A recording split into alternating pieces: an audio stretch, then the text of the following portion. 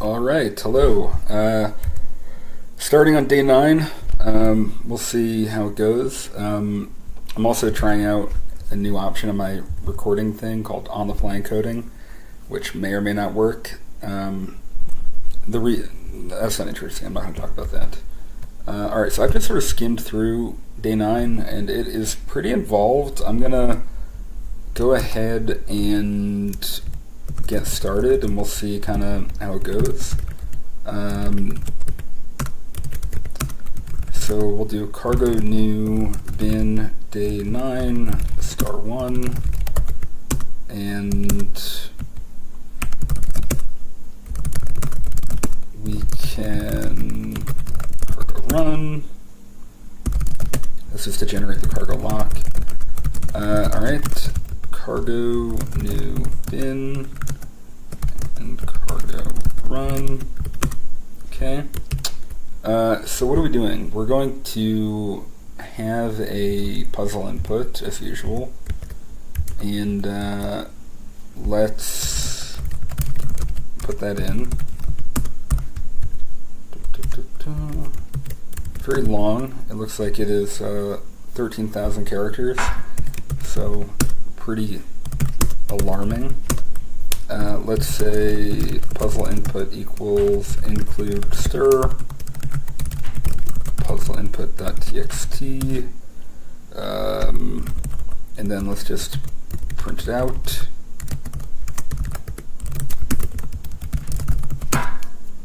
Cool. We are in business. So now instead of printing it out, let's do the score.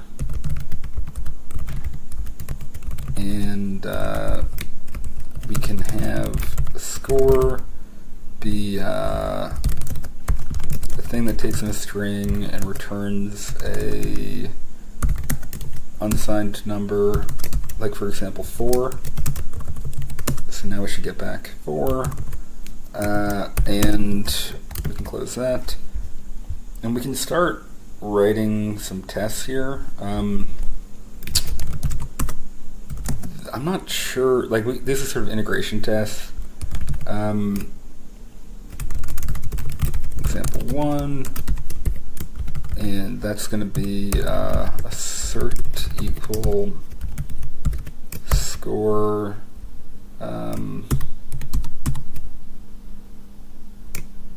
passing in the string curly curly.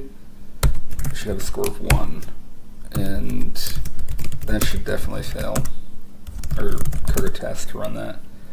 Yeah, because we got 4, but we needed 1. We can just like bring in all these examples. It'll be a bit of typing just to turn them on to tests, but I think we'll be happy we did it. So let's see if we can automate this in any kind of clever way. So I'm going to say test. Nope, that didn't work. Well, I'm not the most clever Vim person, so I'm going to do my best, which I think means I'm kind of done. Well, okay. But now this is going to be 3, 4, 5, 6, 7. Let's just pop those back inside of their braces.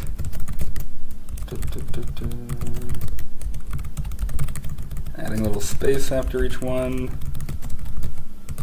And yeah, cool. And yeah, assert equal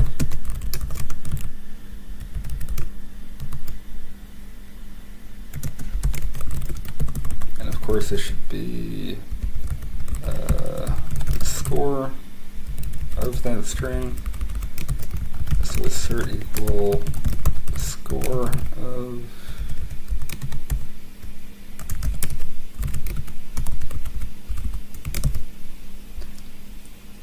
I guess I can do the assert equal score parentheses quote part and repeat that for each of them. Just trying to be slightly efficient. Okay, but now I think we're back to manual work. 16. Okay. 1. Okay. Whoop. This indenting is also something I can do later. Okay.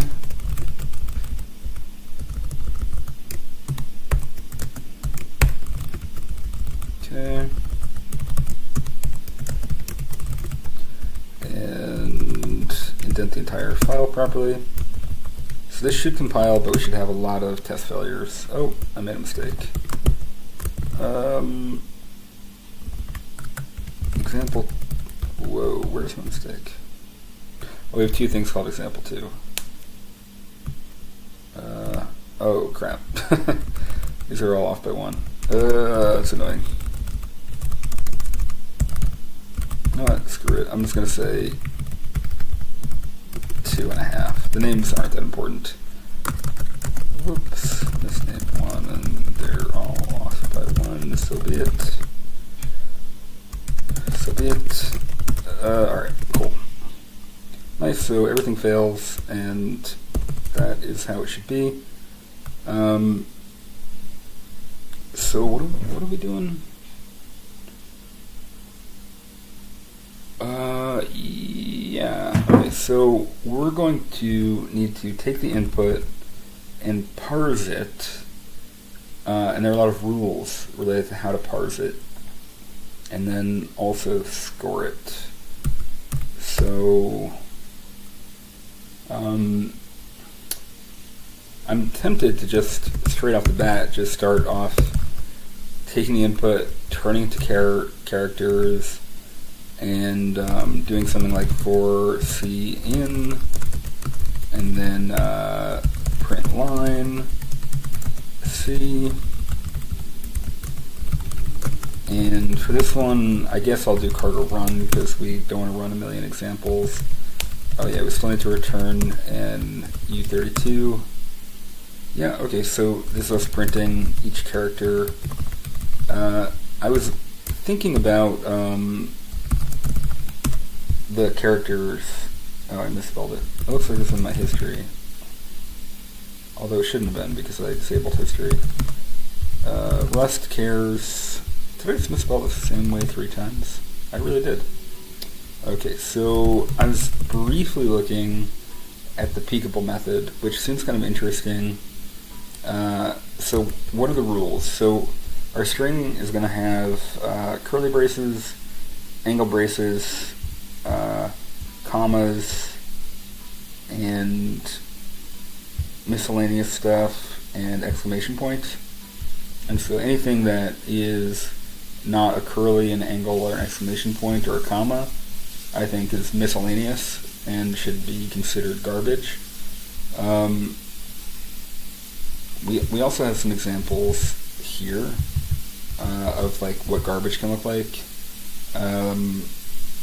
and these are helpful examples, I think, because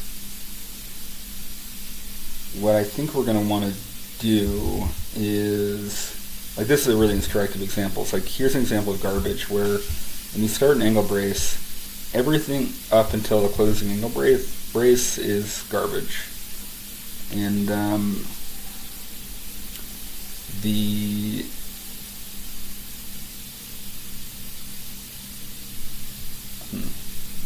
can you have garbage inside of garbage, or is garbage always flat? Oh yeah, this one is very complicated.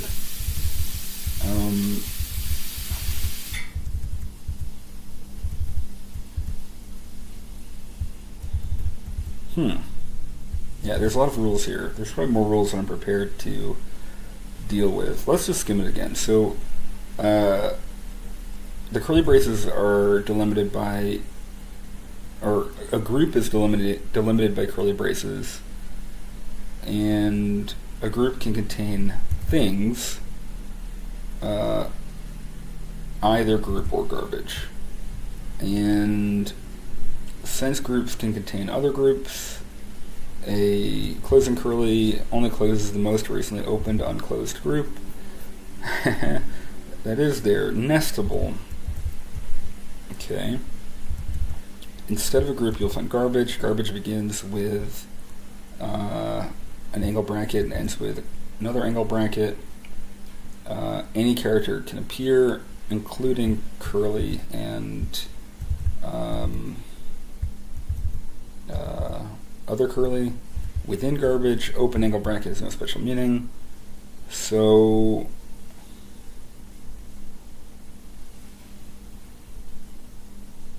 an exclamation point will cancel the next character.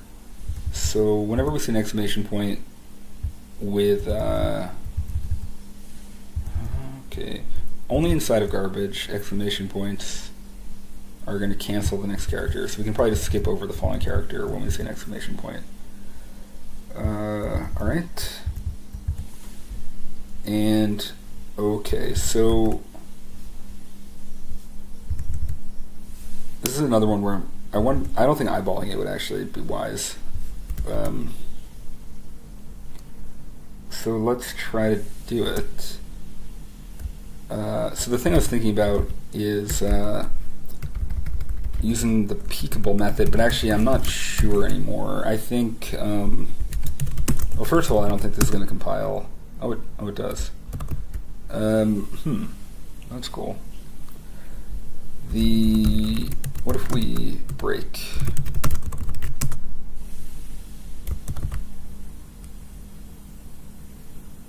Alright,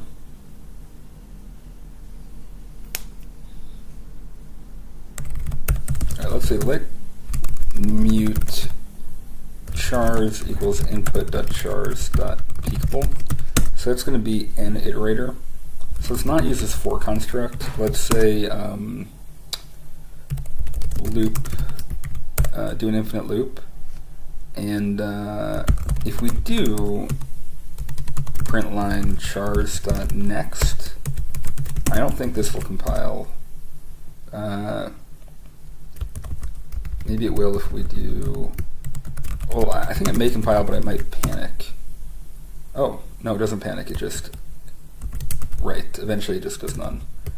Okay. So we can say if let some c equals chars.next, else break.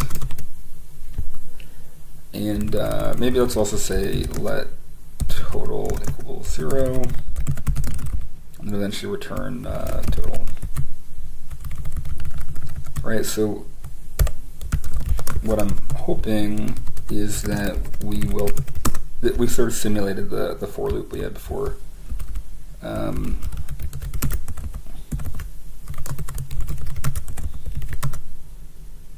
Cool. Yep. And but the nice thing here is that we can also print out chars.peek.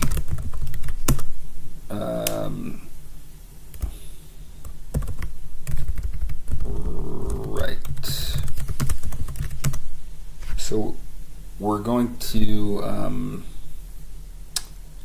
each character we print out is going to be the character, and then the next character, if there is one. And at the very end, there isn't one.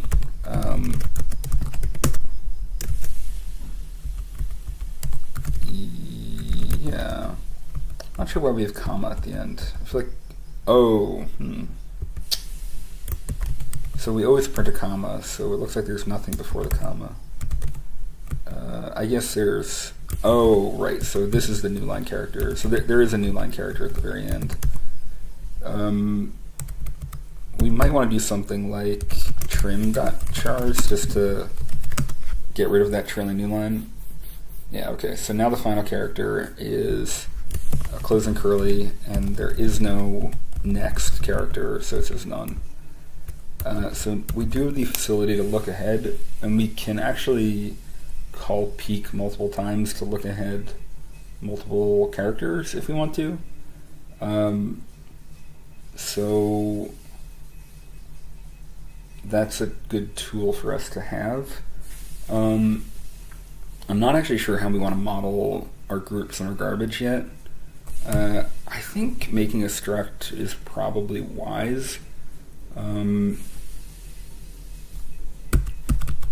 think we'll probably feel a lot of pain if we don't do that, so I think we should say struct group.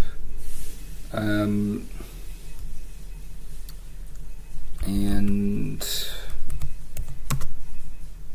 I'm not yet sure what a group has. Like, I guess like sort of M. Like, we sort of know that a group is going to have things, which is going to be, well, maybe this is actually even more simple. Like, we can say an enum is a thing, and a thing is either a group or it's garbage.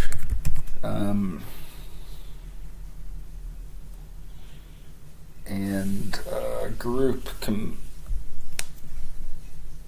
garbage is comprised of, we don't care, but a group is comprised of a vec of things, so that's recursive, right? Like, so like a thing is a group, or wait,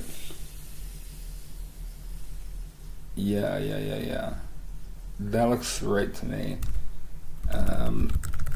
So I think this is like what our input represents is a thing. Ultimately, there's one thing, which is a group, which contains a vec of things, which is either a group or garbage. And so one way we can start working on this is do something like impl thing fn score self u32, and so we can start like actually commenting this out and say thing from input dot score, right? And so that means we're also going to need an fn from input, and this is going to return a thing, and for now let's just have a return thing garbage, and then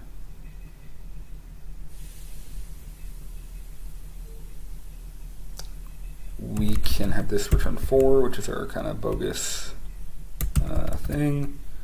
And temporarily I'm going to, actually I want to Google this real quick. Rust test skip test. I think there's actually a proper way to do this.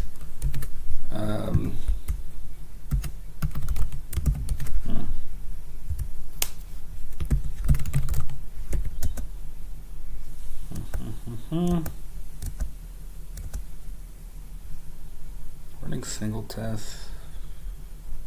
Ignore. Okay, great. So we can add the ignore attribute to all of these temporarily. Oh wait, why am I already testing? Ignore.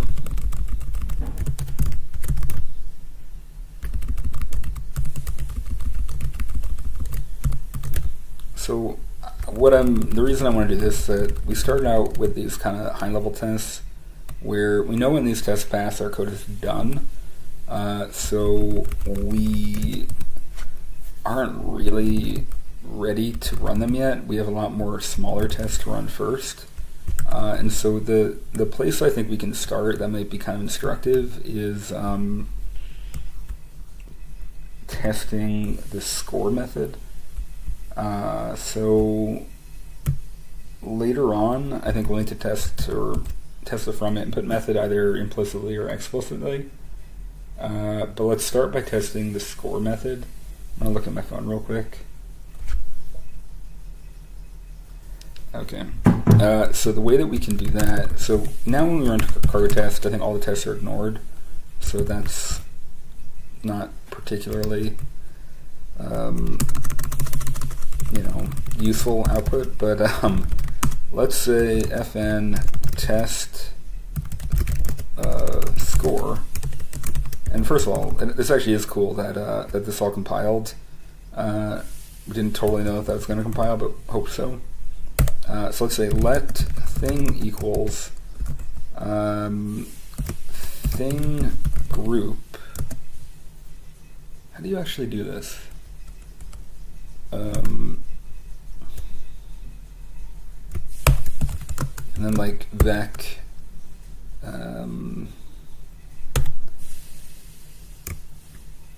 thing group, and then vec empty vec, right? And we can say assert equal thing.score 1, which I think is true. So this should have a score of 1.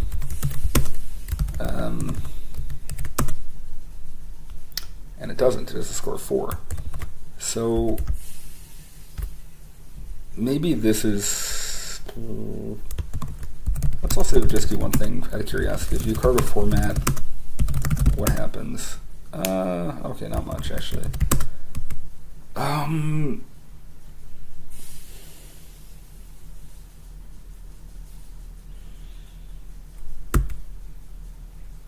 Yeah, I mean, we can actually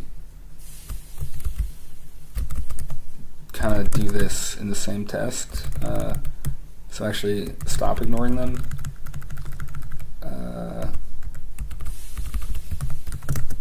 And just like plan to uncomment this later. So what we're doing here is we're manually constructing things rather than parsing the input to construct them, but we'll do that after.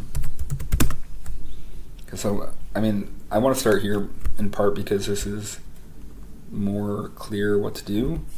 I'm kind of taking the dessert first, or like the easier thing first. But I think if we can get the easier thing out of the way, then that'll maybe make it easier to do the hard thing. But I'm not sure about that. But I'm hoping that.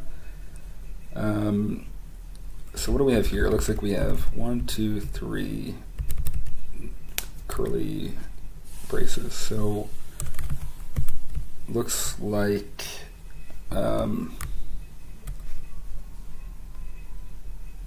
you know what? I actually modeled this wrong. So this is what this is. So a group that's just empty should be a score of 1. And then so here we have a group that has one group in it that has yet one more group in it. And then this should be an empty vec in the middle, and this should have a score of 6. And this is going to become a to-do. And I'm not sure how many more of these to model, but what I'm kind of testing here is like, does our modeling actually work? Like, can we model our stream using this enum? And I think we probably can, but I'm just sort of testing that. So let's try again. So let thing equals thing group. Maybe I should try to make this like more readable and say it's a thing group with a vec, and it looks like the vec is going to have 2 empty groups in it.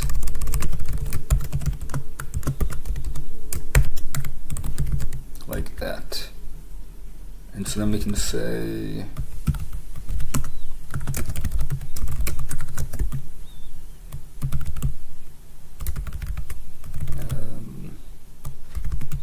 this should have a score 5. And cargo test. Cool, still compiling.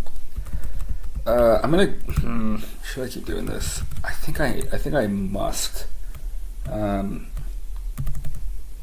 So I'm actually going to go ahead and get rid of all of these ignores and model all of them and make sure that they all fail how we expect. So this might get very tedious, and I deeply apologize. So copy that example, and then it's going to be a 16.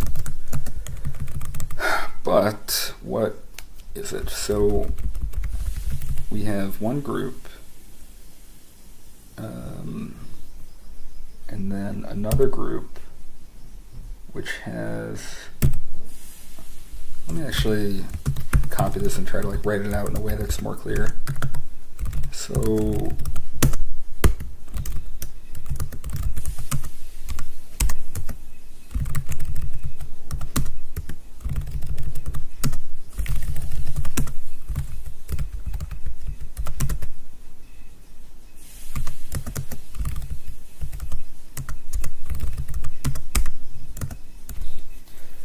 okay, is this more clear? I think it is. So we have a group, then we have a, we have a group with a vec, which has what looks like one member, which is this one. And then within that, there's a, so here's our outer one member, but then this vec is going to have what looks like 3 children, which is going to be thing, group, vec, which is empty, a thing, group, vec, which is empty, and then thing, group, vec, which is not empty, but in fact has a thing group with a vec that is empty. Turbo test, nice. All right. I think we're doing okay so far. So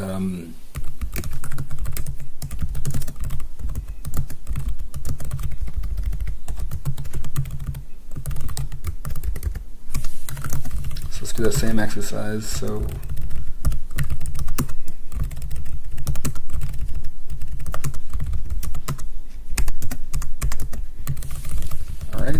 So we're going to do let thing equal something, and then let assert equal thing with a score of 1.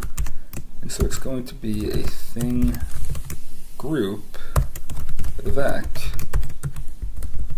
with garbage in it. So it's going to have thing garbage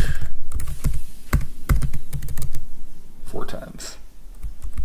And does it compile? Nice. Okay. I don't think we need to store the content of the garbage. Like the A here and then the AB here. I don't think that's actually important. I think that's going to be more a concern of the parser than the scorer.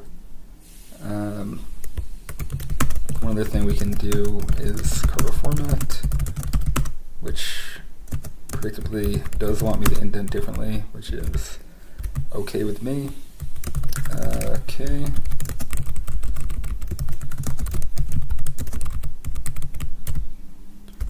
And alright, so 3 more, which I recognize how tedious this is, but I do think it's going to be pretty valuable in terms of building confidence that we're doing the right thing. So what do we have here?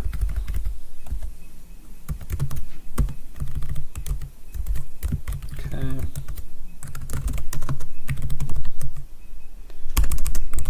Okay. I actually don't want the quotes. Okay.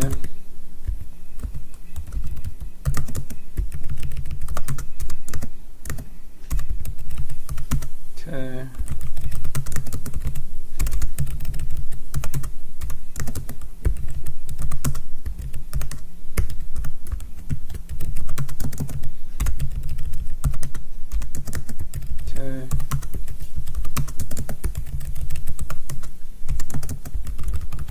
So what do we have here? Looks like we have a group with 2, 3, 4 children, all groups, right? So similar, and each of those is going to have a vec, and each of those is going to have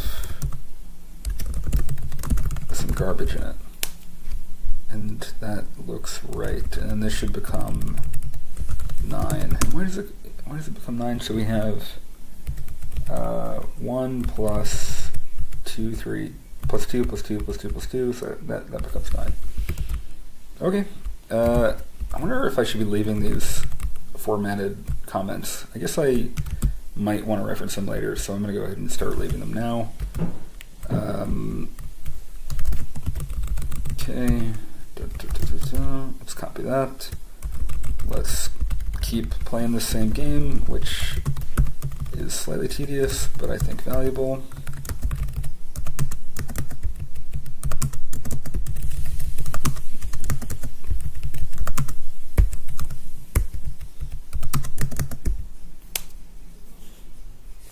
Oh wait, so what's going on with the exclamation points?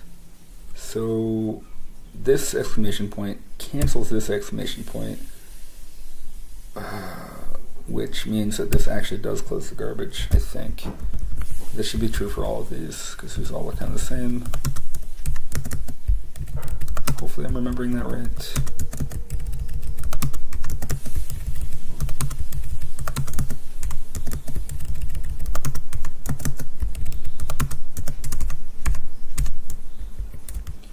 Alright, so yeah, so we've got a group with 1, 2, 3, 4 children, which each has some garbage. Okay, this is basically the same example again. Alright, so that should still be 9. And yeah, let's do it again. Last one.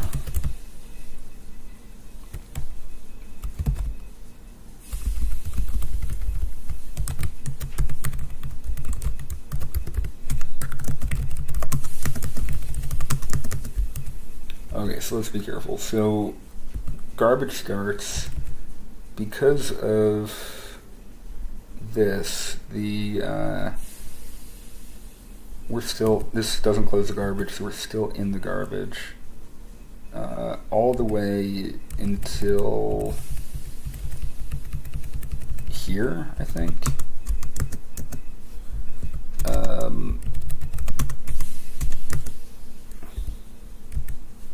So this should be a group with one child group with a bunch of garbage. So yeah, it looks like this. So yeah, there we go. And so that should become 3. So cargo format. Never gonna get it right, am I? Oh, okay, that's fine. Alright, so let's cargo test, and everything fails. So let's try to actually implement our score method. I'm sort of hopeful that it'll be fairly straightforward.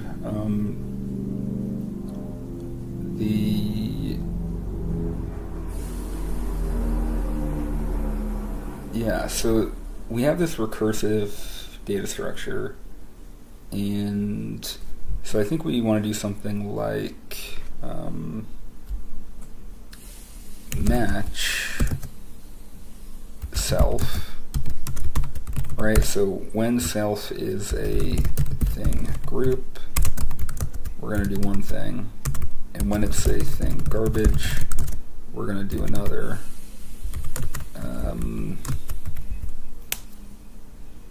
And what do we do? So I think for garbage, we're just going to return 0, because if for garbage, we don't. I think this is going to be a recursive thing, because the nesting level is relevant. Is that true? How do we...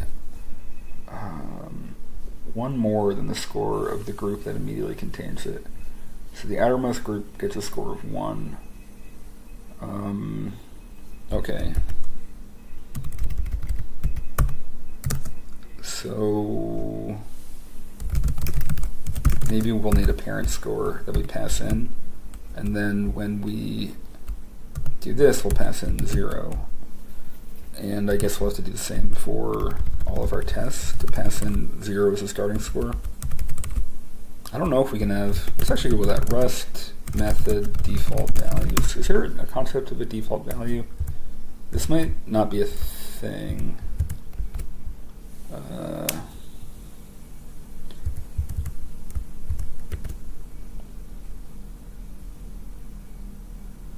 Yeah, okay. I don't think it's a thing. Yeah, alright, that's fine. So we'll just pass it in.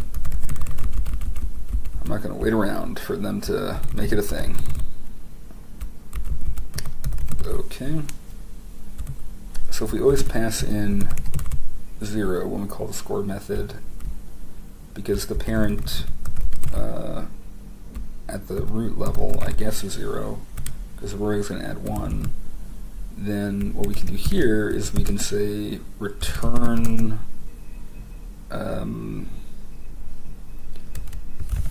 parent score plus let me do this. Children, I want to do like add up children.iter.fold. Let's remind ourselves how to use this. Yeah, so starting with 0 and then a closure. And the closure has 2 elements, which are an accumulator and the child.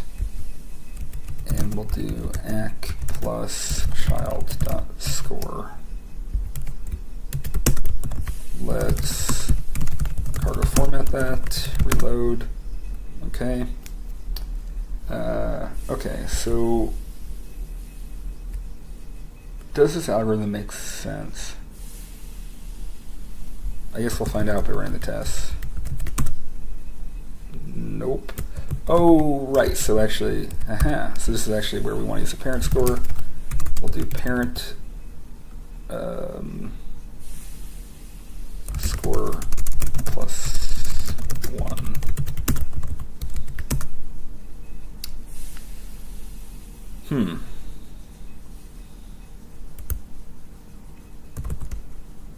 I guess that makes sense because we're getting reference to self.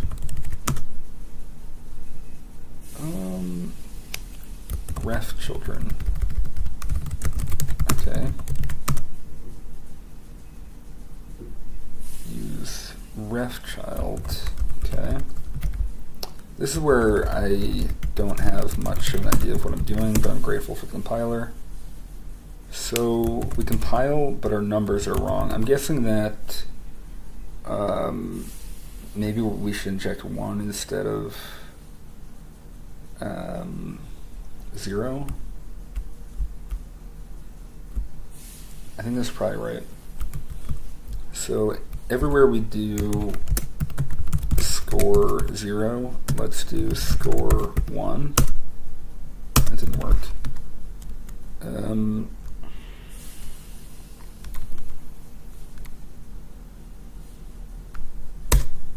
Unmatched. Alright, well, whatever. I can do things manually. Score.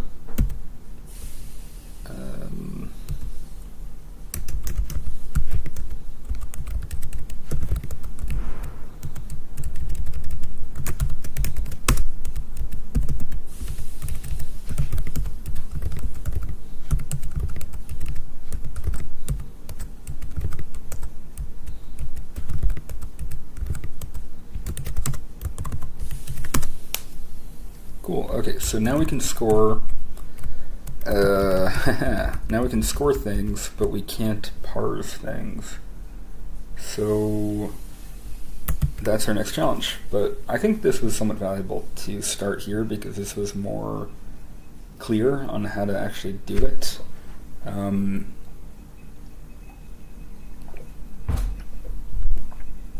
Great though. So now we're in this from input portion of our problem. That's where the rest of our code will go, I think. And how can we test it? I guess we can test it by saying assert equal thing from input and and thing. Like those two things should be the same, and they really aren't.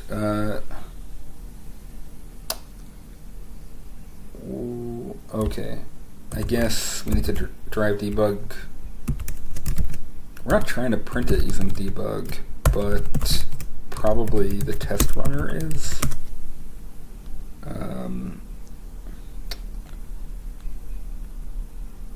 Okay, so we can't do an equality comparison, but we can.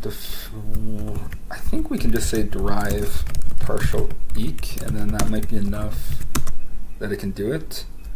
And I think that worked. So we on the left have garbage, and on the right we have a group with nothing in it. And that makes sense because we always return garbage, but we shouldn't always return garbage. So I think that gives us a strategy for how to proceed here. I'm going to... Oh yeah, also I can delete this for now that we've implemented the actual scoring code.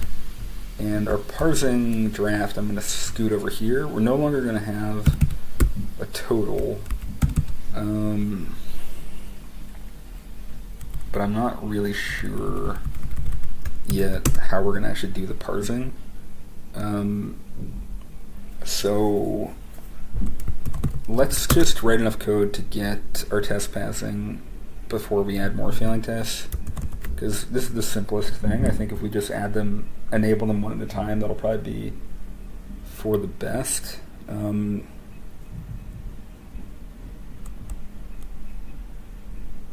So we always expect that we're going to start out with an opening curly.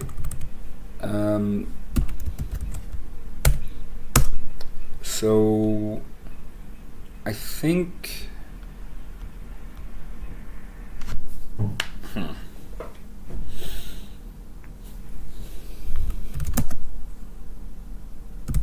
we can say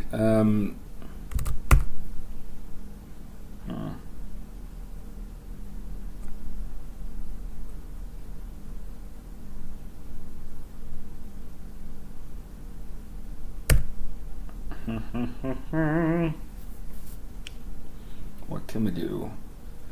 Well, I guess one thing we can do is say return group with an empty vec, and then technically that's enough to get our test passing. So that's sort of a trollish implementation, but I think trollish implementations have value. So why don't we proceed to example 2 and say assert equal thing from input open open open close close close should become thing. That should be equal to thing, and that one should fail still, and indeed does. So we're back and having to write some code, and yeah. So now what? Now what? Yeah, we're back at the hard part. So we kind of took our diversion, avoided the hard part, and did it become easier now for having done that? I'm not sure that it did. The dream is that it would, but sometimes dreams are only dreams. Still recording, no indication of how long, not going to worry about it.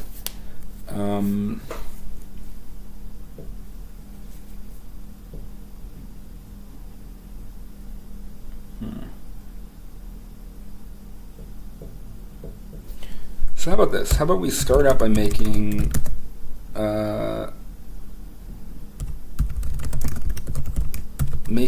group that has an empty vec and is mutable, and then eventually we will return the group. So hopefully that still compiles. Nice. And what I think we'll do then is make our characters iterator, and let's see.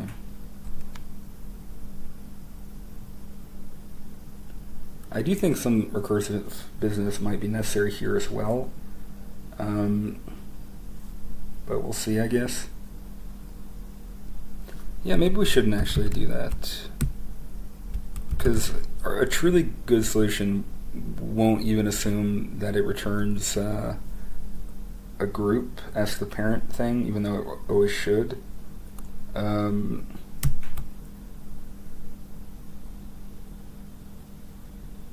No, wait, let's keep that. So now let's bring in this, and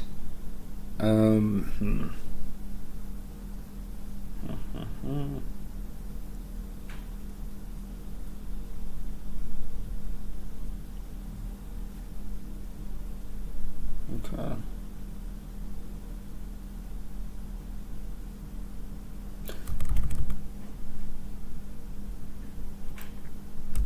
No, I'm off that again. Yeah.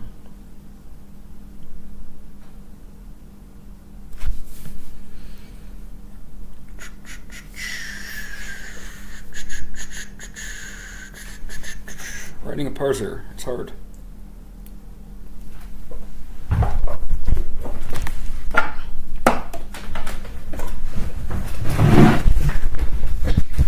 Apologize for the noise. I'm sort of repositioning to be more comfortable and thus more wise.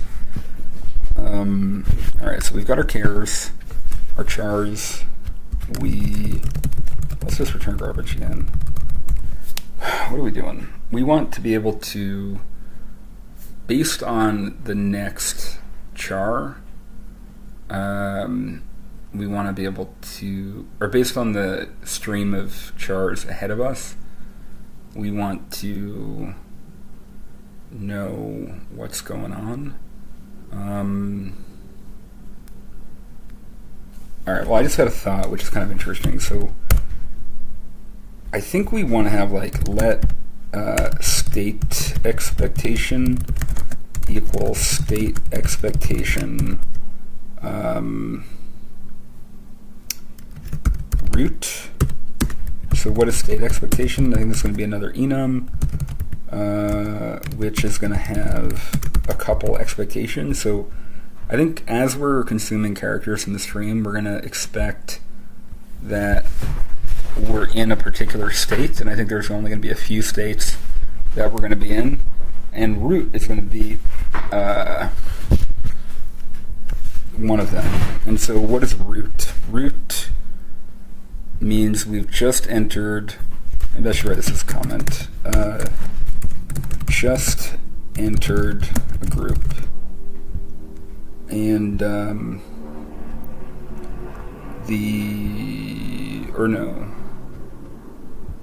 yes.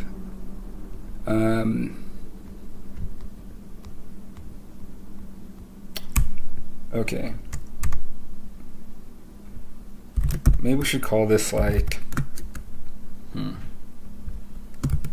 oh, maybe the name should be so explicit we don't need comments. So something like start of group is going to be one of them. So that'll be start of group. And what we'll do is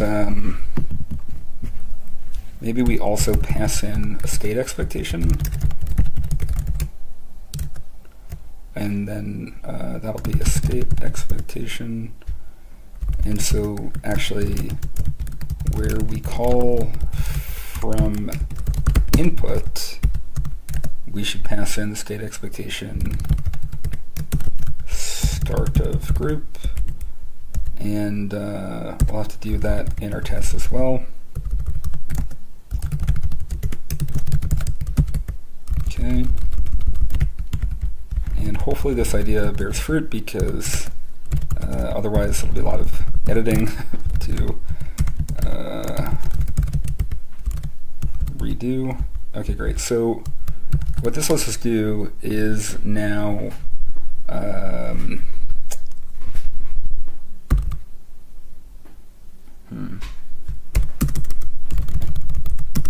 match on our state expectation. So depending on what we expect, we are going to do something different. And so when we are at state expectation start of group, what will our behavior be? Our behavior will be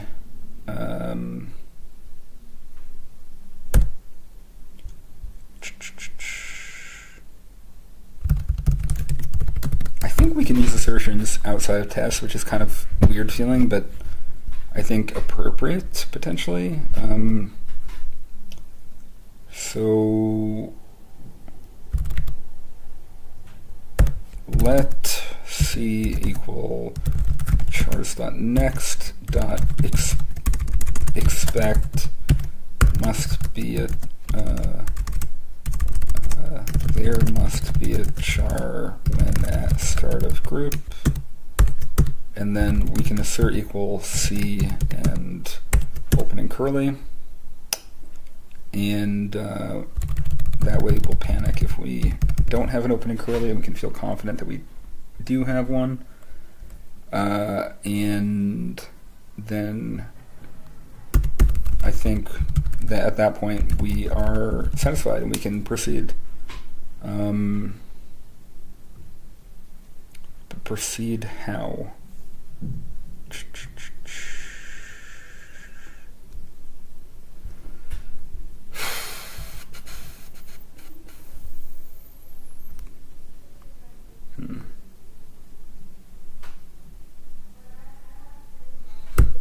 Well, the other thing we can potentially do is have the group be a thing that we pass in as well, or have the thing be something that we pass in as well. Well,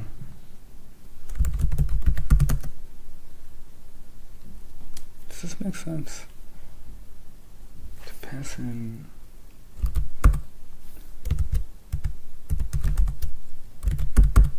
because I think we will need to pass the thing down. Will we? No, let's try to avoid that.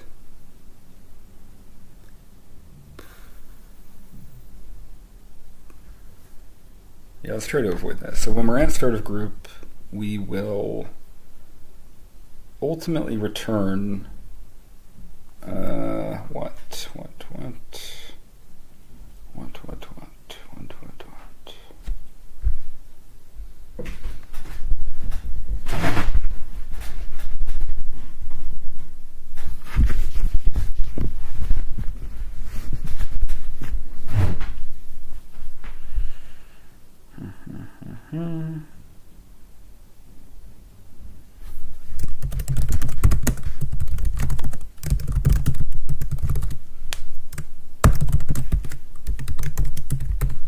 I think what we want to do then is, after we've asserted equal, we want to say, well, how do we actually,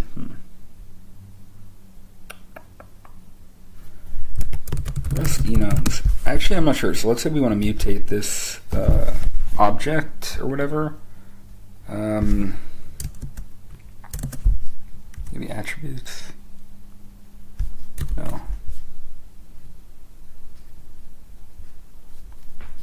An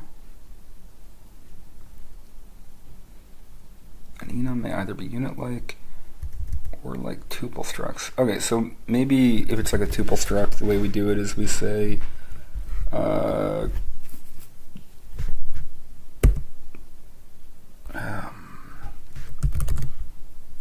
group.0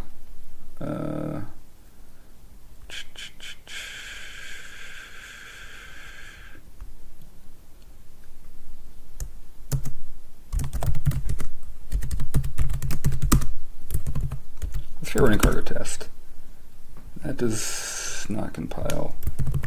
Okay, well, one reason is that if we're comparing a character, we need to use single quotes to make it a char literal. No field 0 on type thing. Okay.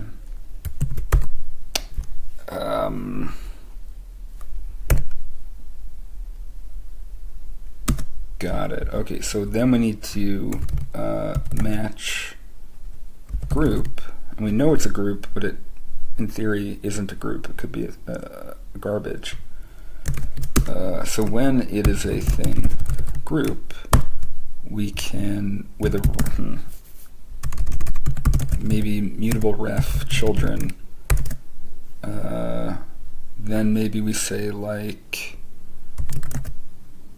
children equals vec, and when it's thing garbage, we will panic what the fuck. Let's see if this compiles. I don't think it will. It really doesn't. Okay. Oh, well, I did mute ref, but I guess it's ref mute. This is a good error message. So you consider switching the order. That's also total bogus. Okay. Expected mutable reference and mute. Well, that's interesting.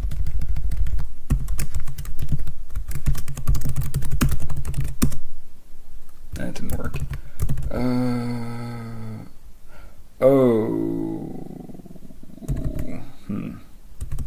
What if we say children.push?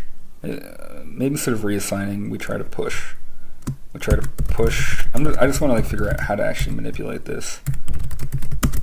So great. Okay, cool. So we can actually manipulate it. Assertion failed. Oh, well, that's interesting. I guess that makes sense, actually. Cool. All right. So. And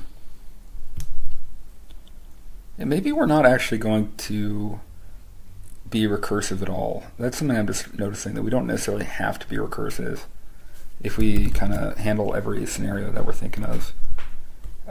Great. So I think that's true, that we don't have to be recursive, in which case we don't need to inject state expectation.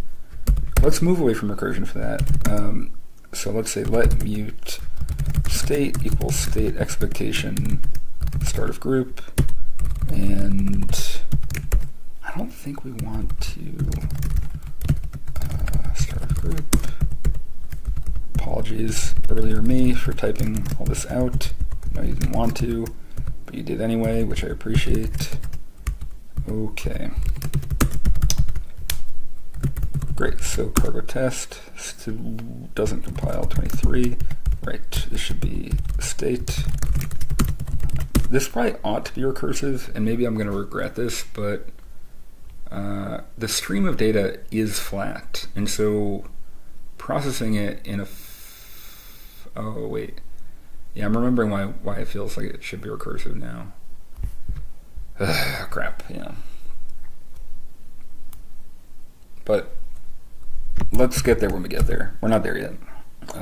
So let's not jump ahead. Cool. So instead of pushing garbage in, which is not necessarily what we want, let's do what?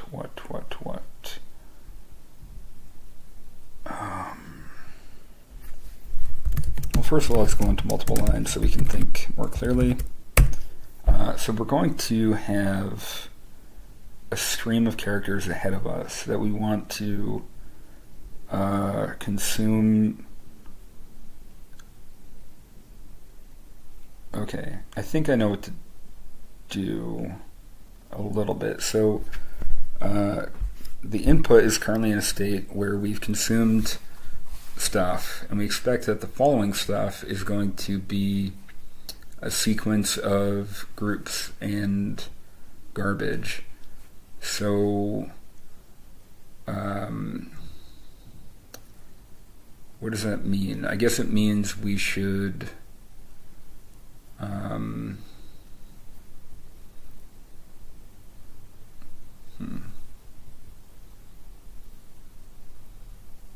Do something like children.push, or something like for child in consume children input.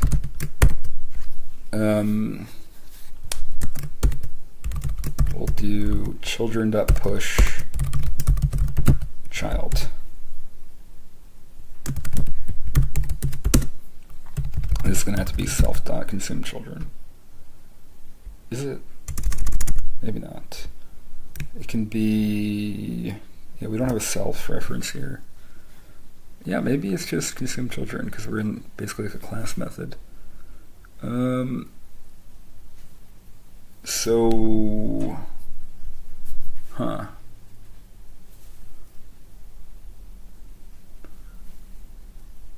And actually, we don't necessarily need this to be a method. It just sort of becomes cleaner if we do it as a method.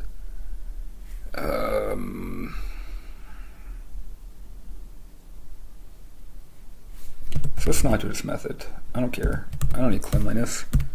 So now we can do... I just picked a scab. Hold the phone.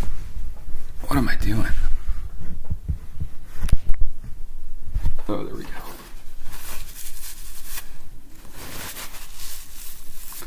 You know, people with a beard can like kind of fondle their beard as kind of a way to help them think.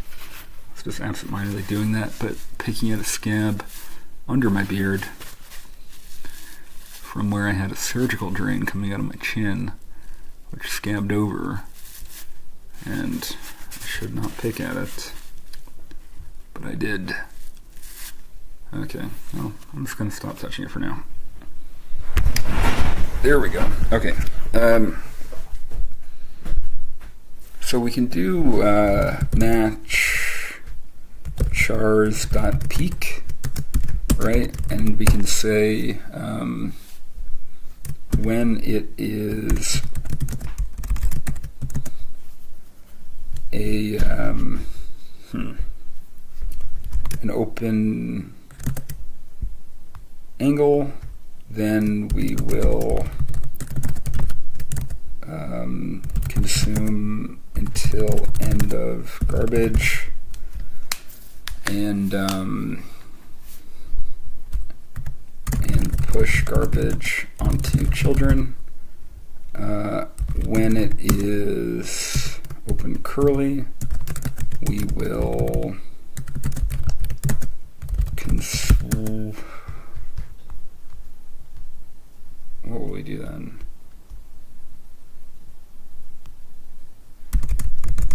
Well, I'm not sure. And when it is closing curly, we will push nothing, and we are done with this group. And if it is anything else, we will panic, because what the fuck. Okay. I guess we should also consume the next character and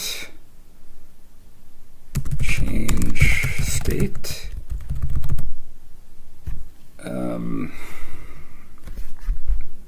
I guess the state concept is kind of hasn't borne fruit yet, but I think it might still.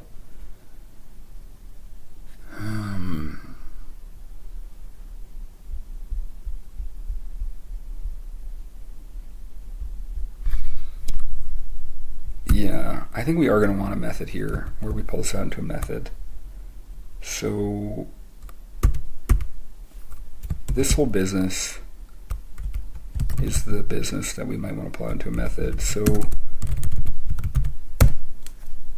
the I guess we should also write better panic messages. So panic, what the fuck? We are supposed to be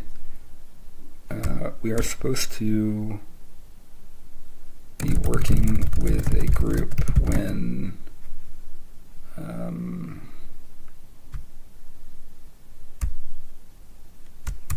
what the fuck? Wrong thing for state. That's kind of what we're talking about. Right, so this is the idea. Let's see if we can bring about this idea and comment this out temporarily and uncomment this. And this isn't going to compile because we do not have a consume children method. But what if we did? So let's make one. Consume children input stir iter, I guess. Is that right? Maybe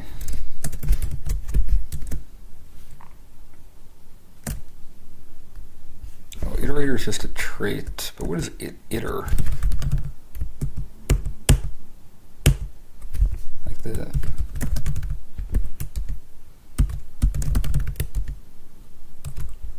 rest.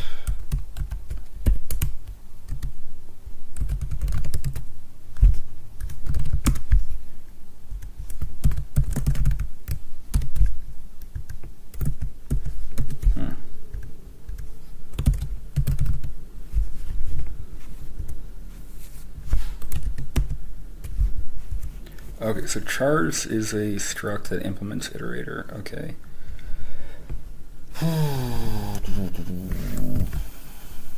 Implements iterator, right? Okay. Yeah, impl iter for chars. So what the heck is our consume children method going to return? It could return a vec. Vecs are... Yeah, maybe we just say it returns a vec of things.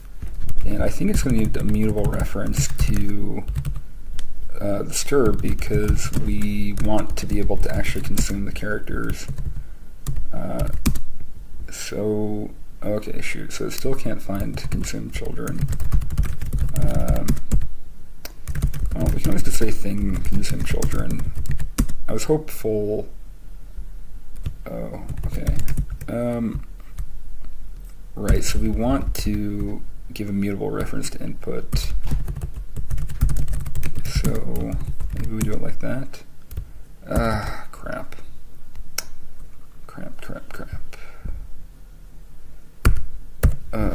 Let mute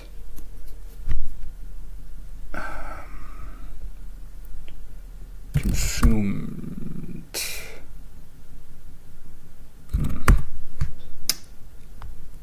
Oh, right, we don't actually want to give input, sorry, we want to give the chars.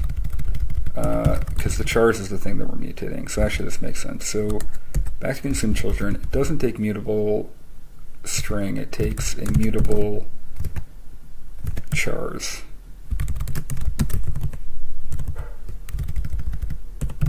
And we might as well call it chars.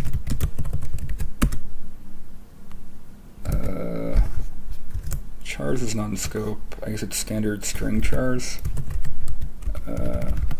I tend to like to actually write it out. We could import it, which would help. Okay. Oh, interesting. Oh, okay. Okay, so I guess we can specify it fully. I think that could be fine. So let's just try writing this again. Consume children, chars, and mute all of this. Return a vec of things. All right.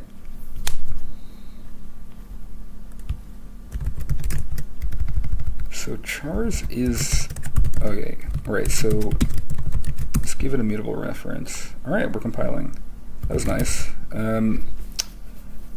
They're noting that we never change a state, so it doesn't need to be mutable. That's okay. I think we might change the state. Cool. So we now, in here, have our chars, the same chars. We can mutate them by calling next. And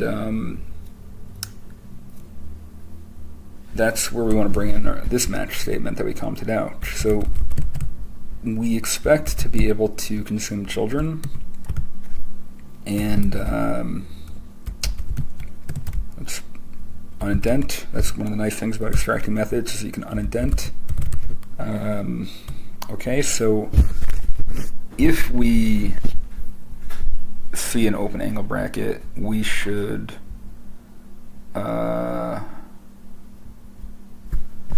let's say something like let mute children equals vec, and then we'll return children. So we're going to peek at the next character, and or actually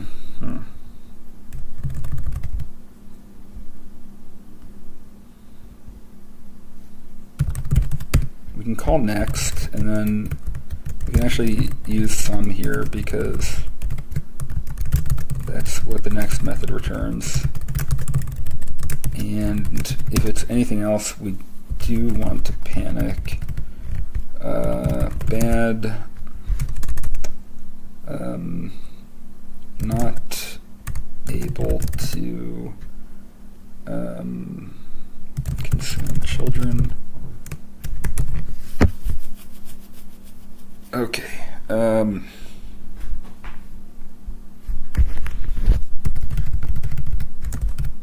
Because of unexpected next character. Actually, it would be nice to have a reference to whatever this else thing is, but maybe that's not possible.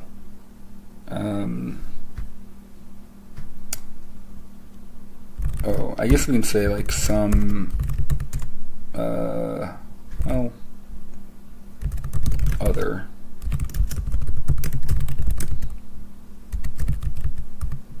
Other. I think that works.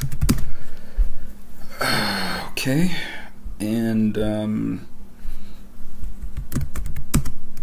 similarly, if there's none, we want to panic, not able to consume children because no next character. Alright. Great. So now what?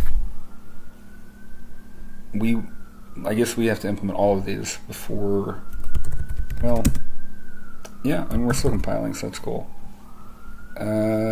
So when we see a angle bracket, we need to look ahead until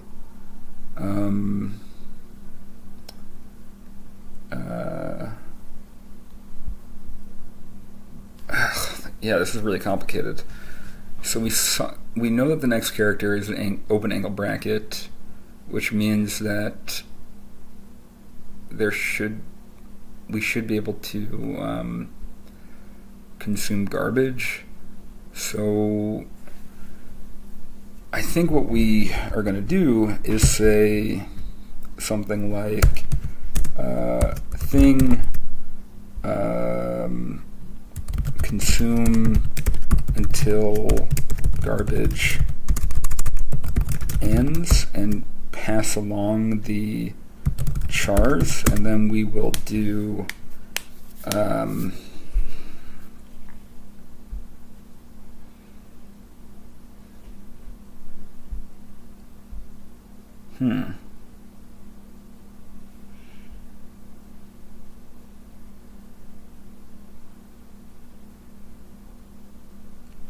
Yeah, okay, I just had a slight change of thought about how we should do this. So I think this method, consume children, should actually be called consume next child, and it should return a option of a thing. It should only return one. And so we don't need this children business, right, so in the case of this, we will return sum of thing garbage. That'll be the return value. And this kind of gives us a clear path. So if the next character is a closing curly, then we'll just return none. I'm going to say to do consume the next character, but then we'll just return none, and then we still want to panic in these cases. And then in the opening curly case, where the next character is another curly, then we are going to want to not just consume until garbage ends, but we're going to need to return well, let's come back to that, but this one is more complicated. That's why we put these question marks earlier. So consume children,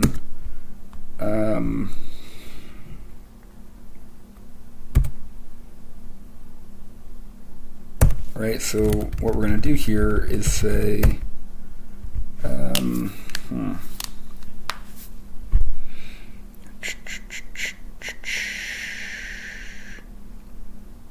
yeah.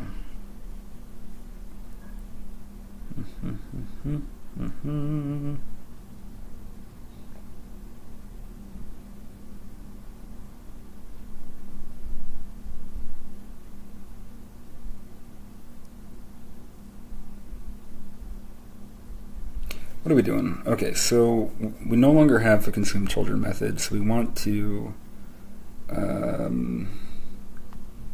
consume next child. So I guess we need another infinite loop. So we can say if let sum next child equals thing consume next child and mute chars, else break, and we probably are going to need labels for these loops, which is awkward. Probably shouldn't be using so many infinite loops, but don't judge me yet, for you have not sinned or whatever. Right, so now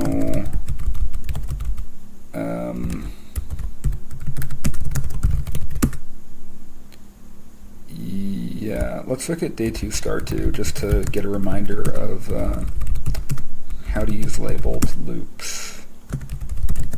Okay, so when we do the loop, we can do tick name colon.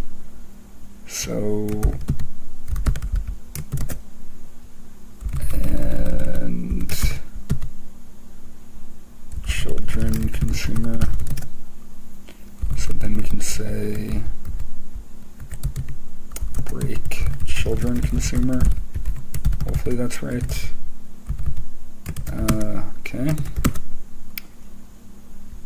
So we will push children as long as there are children to push. And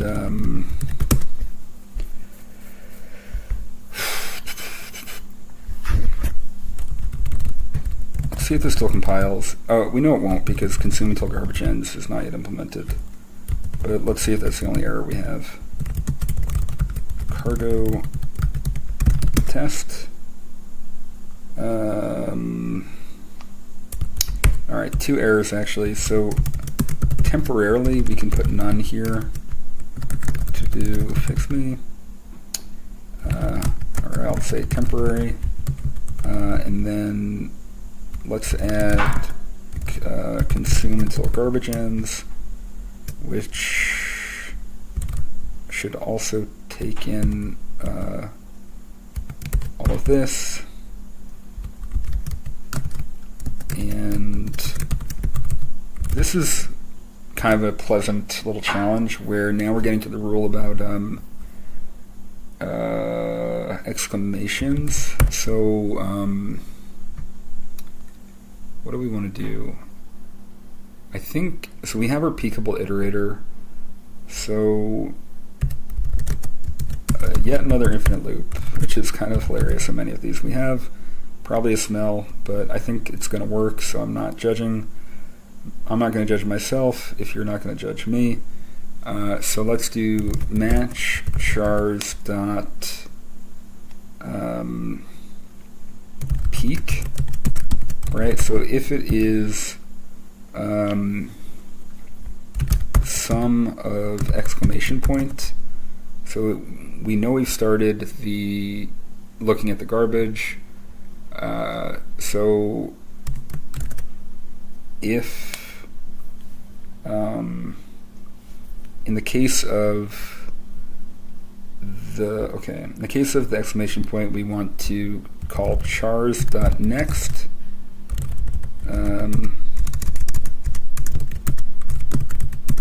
Chars.next. We'll say consume the exclamation point, consume the following character, which is to be ignored, or which was canceled. Okay. So that goes first, and then if it is sum of closing curly, then we want to go ahead and consume, or not curly, angle, consume the end of garbage character, and then I think we just want to return and get out of here because we're done. And anything else, we want to go ahead and call chars.next, consume the garbage, and if it is none, I think we want to say panic, because what the fuck. The garbage never ends, right? That's the problem there. So yeah, so basically keep consuming until we get to the end, and I think that is pretty good. Consider using a reference. Oh, what? I guess these need to be references. Okay. So it didn't. The test will fail, which makes sense, but it didn't. It did compile, so that's good. So I think the consume until garbage ends method might be in a good place, but I guess we'll find out later. So I'm going to get rid of that to do, because I think that might actually be done. So now, alright, well, we can do this to do and just say chars.next to consume that. I'll say consume the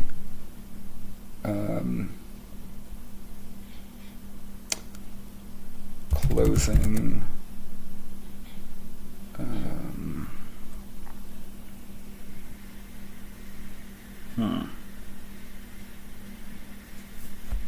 curly. I think the none here actually makes sense, right? That there is no thing if there are no children if the group ends immediately. But in the case that the group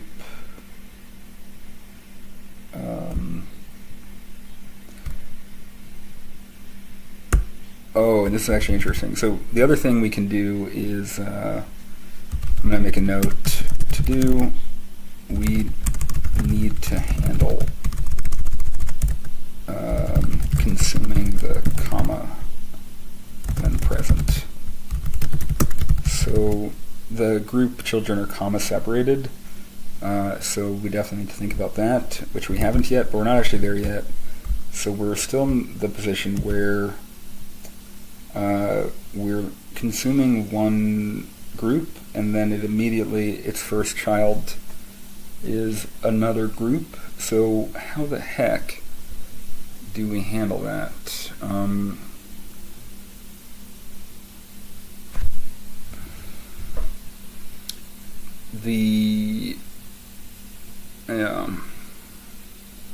I think that this is where the recursion could come in.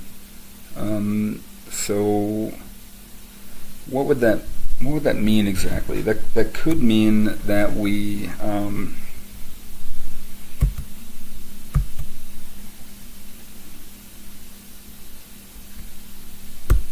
do something like return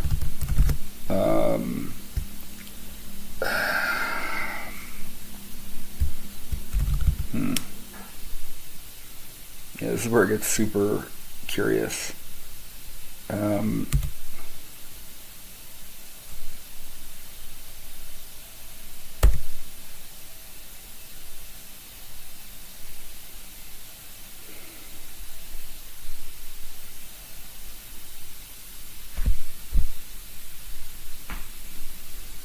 Alright, because what is our method up here? We have a from input method, which I actually kind of think we want to split out slightly. So we can do a from input that takes a string and returns a thing, but then maybe all that does is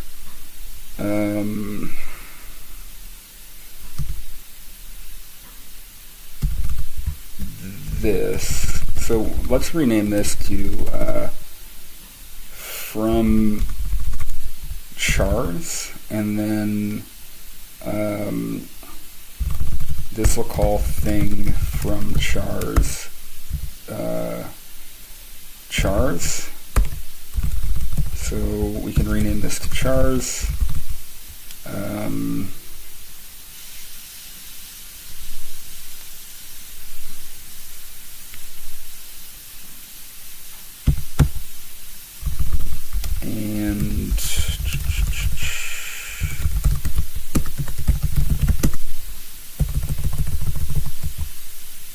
Char should be one of these.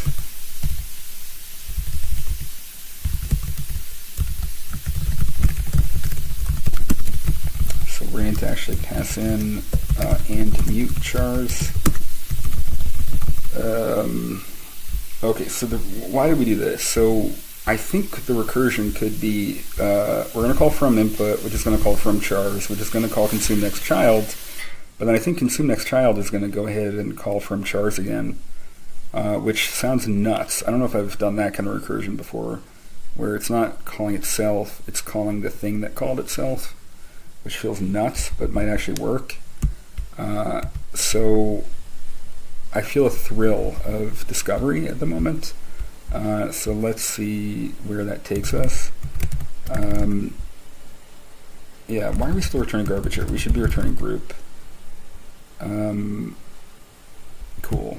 Alright, so what did that give us? So I think what it means is that I think we're going to want to change this to peak instead of next. So we will instead now do chars.next, which is going to consume the opening angle brace,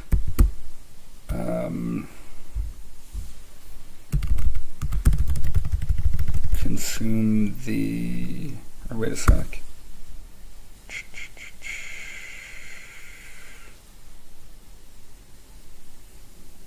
Oh, okay, wait, maybe we didn't need this before, but now we do need this. Alright, cool. So okay, we're doing pretty good. I think we're doing pretty good. Consume the opening angle brace, then go ahead and consume until the garbage ends, and then return sum of thing garbage. So then when our next character is an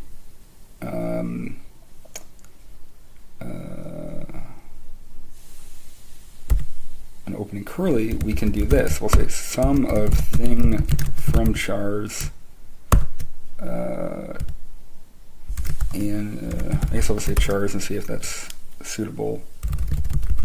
And that could be it.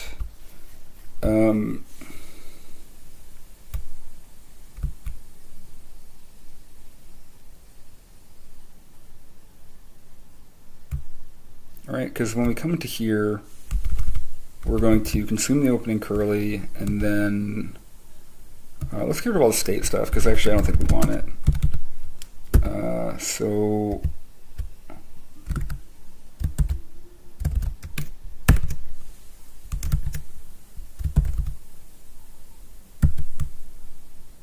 two of these have to go. Okay, that's nice to make that shallower. So from chars is going to return a... I don't know if there's a way to specify that this should specifically return a group variant, but we're going to kind of enforce that in our own way. So we're going to make a group and return the group, and if it's not a group, we're going to panic, but it'll always be a group because we insisted.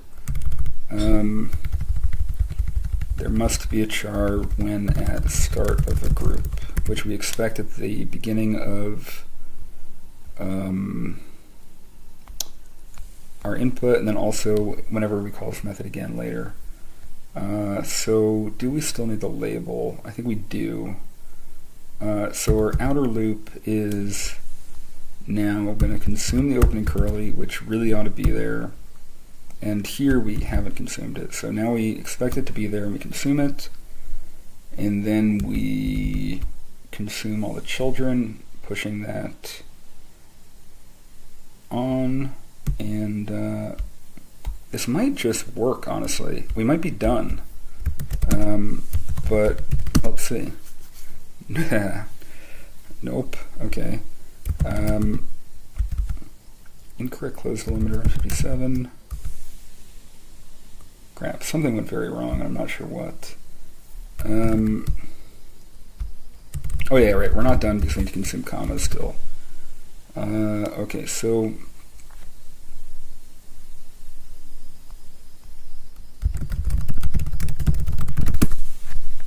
Right.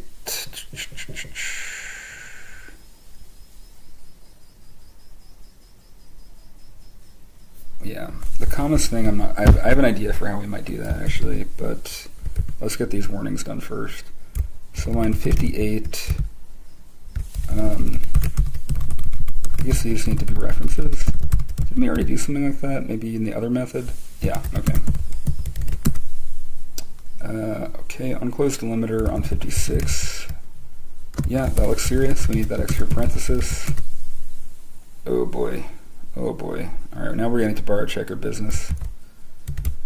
Oh yeah. Okay. This makes sense that we're dealing with some crap. Last thing is that this group is unreachable, which I'm surprised by. Oh, I guess because we never break out of the outer loop.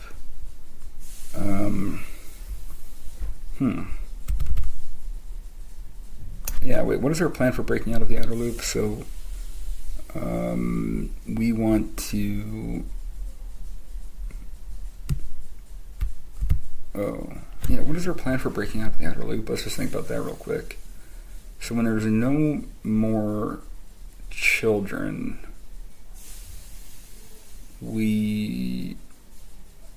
I guess actually then our plan is to break out of the outer loop at that point.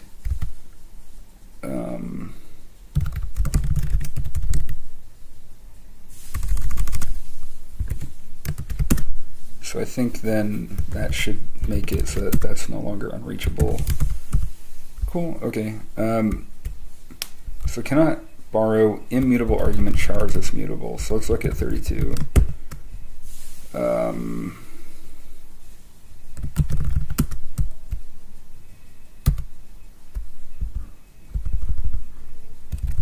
What if we just say chars.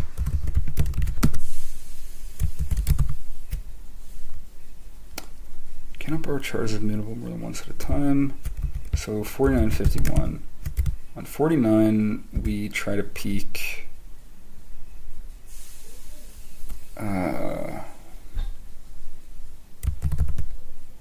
And then on 51, first mutable borrow, cannot borrow.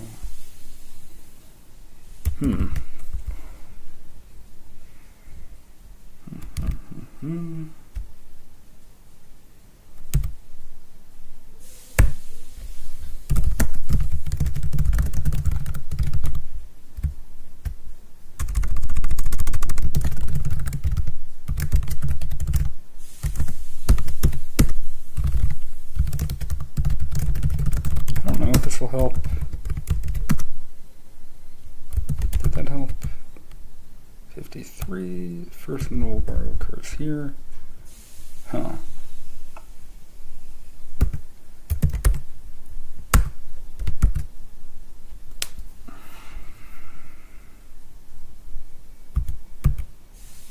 So this clone is kind of a cheat.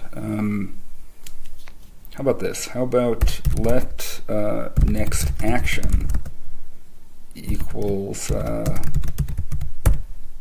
match chars.peek, and then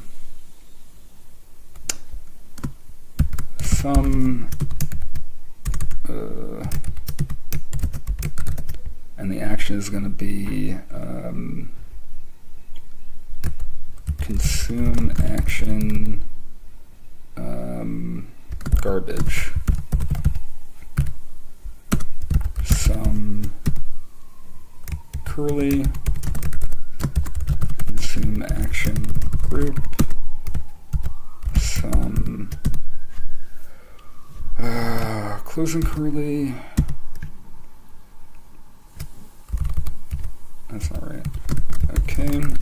Consume action done. Some other. And this is our panic. That's this one.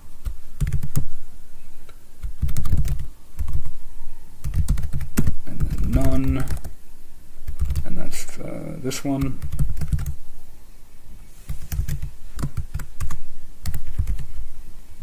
So then what we'll do here is we'll say match next action, and we'll say consume action garbage, and in that case we will do this, consume action group, we will do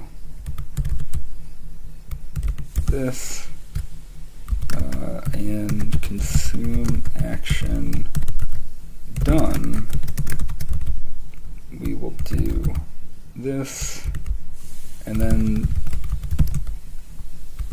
that's that, and we just need to define that enum, which I'll put, I guess, up here. Enum consume action garbage group done. And I wonder if that'll actually resolve the borrowing issue. So get rid of that. So we do borrow once, but it's inside of this scope, and then we're done with that borrow. That didn't actually seem to help. 55.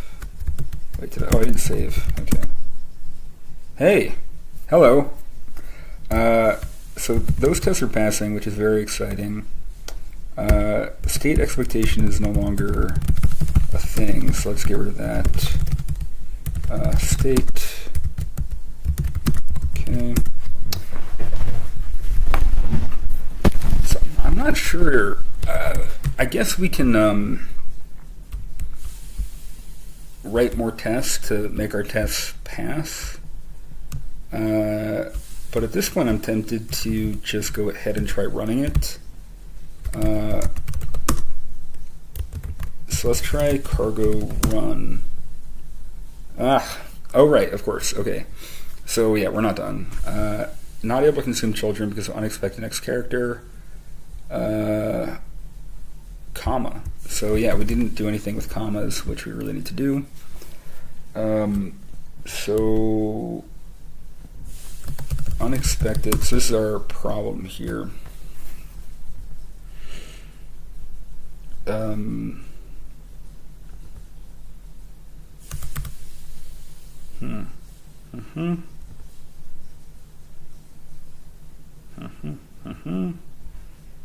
So what do we want to do about that? I guess this could be the responsibility of up here. So we could say something like thing consume comma chars, and have that be like one of these, consume, did I say commas? And wow, how did I spell comma? Okay, I think I was getting ch from char. Alright, consume comma. I said it out loud correctly, but yeah. Okay, so consume comma, it's going to take in the mutable chars, but it's not going to return anything. So we'll just say match chars.peak. A lot of peaking. I think peak turned out to be a good idea. So if we have a comma, we are going to call chars.next, and anything else we are going to do nothing. And let's see if that helps.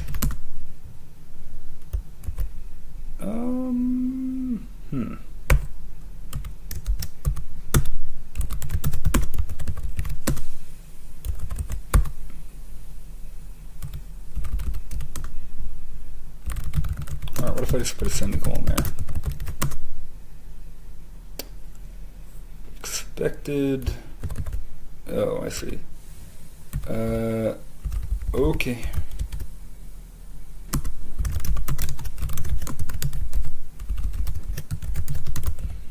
So the function is not supposed to return anything. Alright, so now we are not panicking. Let's just make sure our test will pass.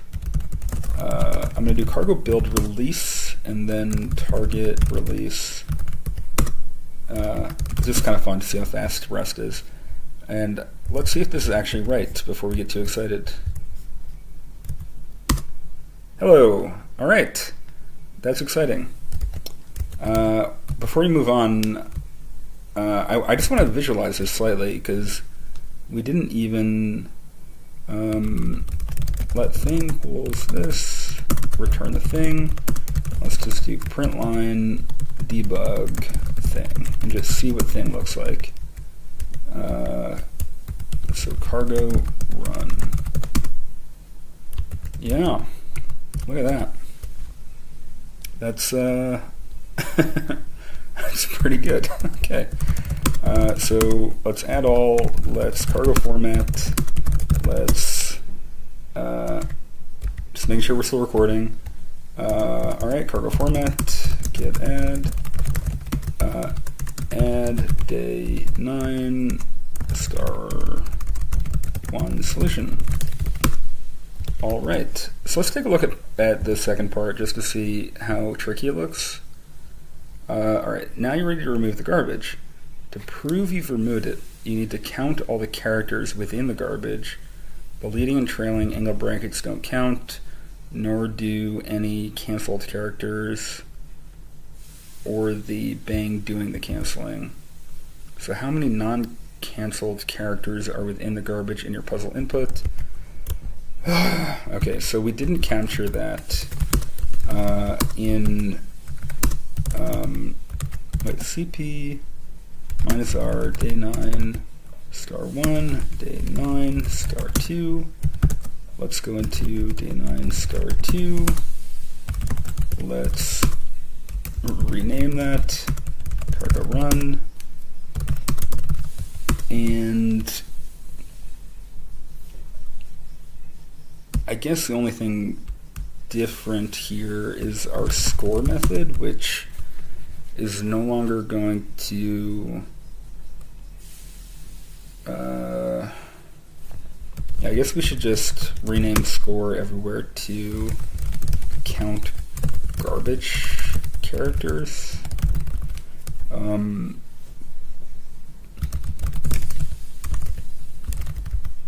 that probably doesn't need a parent score anymore. I guess I'll say return 0 until we know better what we're doing.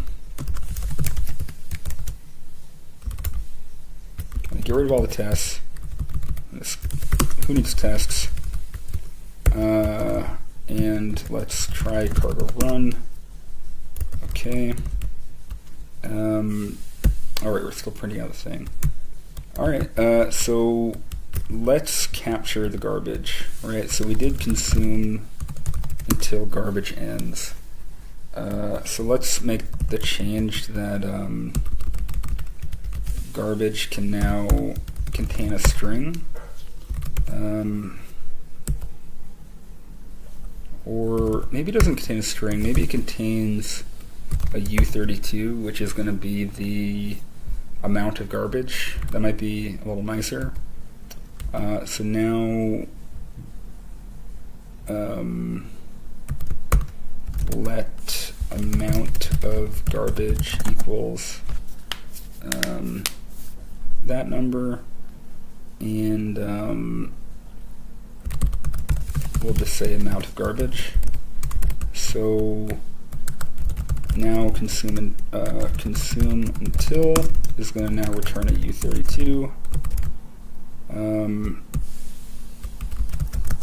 I'll just make it return 0 for now, but we're going to improve that.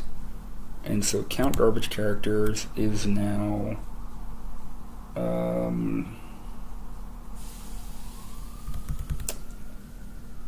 right amount.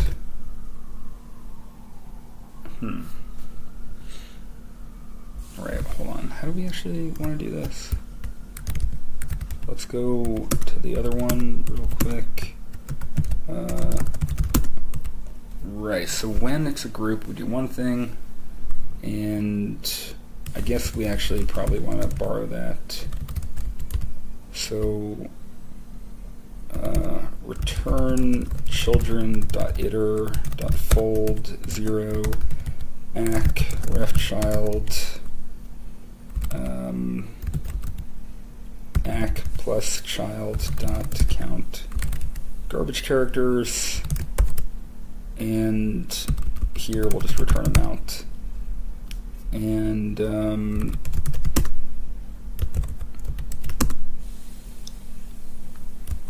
oh right, iter is a method, so we need parentheses there. Not a unit struct variant or constant. What? Oh, right. I guess we now need to deal with the amount. Okay, so consume until garbage ends. So now our problem here is that we need a let mute amount equals 0, and we only want to